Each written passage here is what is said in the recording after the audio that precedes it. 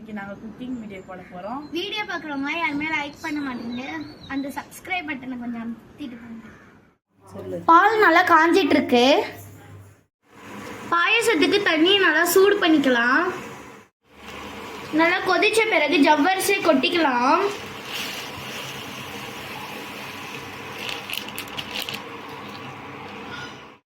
இப்ப சேமியாவை சேர்த்துக்கலாம்.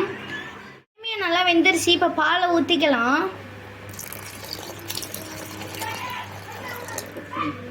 இப்ப எல்லாத்தையும் நல்லா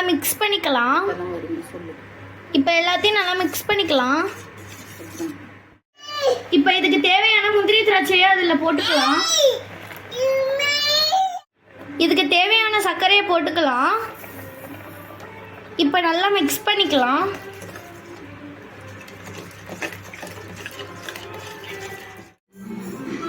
நம்மளுக்கு தேவையான சுட சுட பாயசம் ரெடி ஆயிடுச்சு. டேஸ்ட் பண்ணி பார்க்கலாம்.